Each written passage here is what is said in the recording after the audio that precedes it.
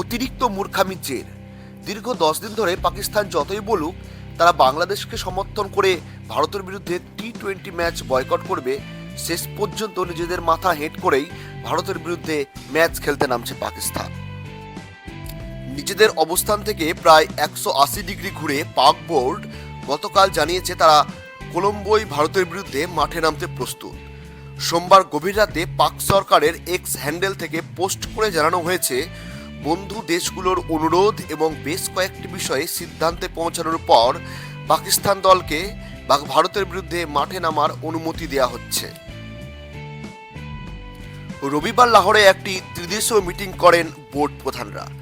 ICC কর্তাদের সঙ্গে সেই মিটিংয়ে উপস্থিত ছিলেন পাক ক্রিকেট বোর্ডের প্রধান মহসিন নাকভি এবং বাংলাদেশ ক্রিকেট বোর্ডের প্রধান আমিনুল ইসলাম। আইসিসির সঙ্গে বৈঠকে বসার পর পাকিস্তান ও বাংলাদেশের তরফ থেকে কিছু পরামর্শ দেওয়া হয়। 1. বিশ্বকাপে না খেলার দরুন বাংলাদেশের যে আর্থিক ক্ষতি হয়েছিল সেই অর্থ পুষিয়ে দিতে হবে। 2. বাংলাদেশকে একটি নির্দিষ্ট পরিমাণ পার্টিসিপেশন ফিজ দিতে হবে। 3. 2031 সালের মধ্যে একটি আইসিসি ইভেন্ট হোস্ট করার দায়িত্ব দিতে হবে বাংলাদেশকে। আর এই আলোচনার পরে একটি বিবৃতি দিয়ে আইসিসি জানিয়েছে তারা বাংলাদেশের ওপর কোনো রকম আর্থিক শাস্তি আরোপ করবে না।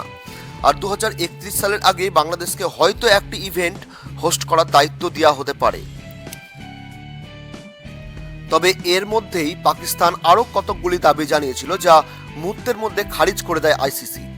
পাক বোর্ড দাবি করেছিল ভারত বনাম পাকিস্তান দ্বিপাক্ষিক সিরিজ আবার ফেরাতে হবে। এছাড়াও সূর্যকুমার ও সলমান আগাকে আবার করমর্দন করতে হবে। আর তাদের সর্বশেষ দাবি ছিল ভারত, পাকিস্তান আর বাংলাদেশকে নিয়ে একটি ত্রিদেশীয় সিরিজ আয়োজন করতে হবে, যা আইসিসি খারিজ করে দেয়। কিন্তু বয়কট ইস্যুতে জিতল কোন পক্ষ? এটা এখন সব থেকে বড় প্রশ্ন। গ্লাসের অর্ধেকটা ফাঁকা অর্ধেকটা ভর্তির মতো অবস্থা। তবে বিশ্বকাপ থেকে বাংলাদেশকে বাদ পড়া নিয়ে পাকিস্তান যেভাবে আইসিসিকে ব্ল্যাকমেল করে দাবি দাওয়া আদায় করলো তা নজিরবিহীন।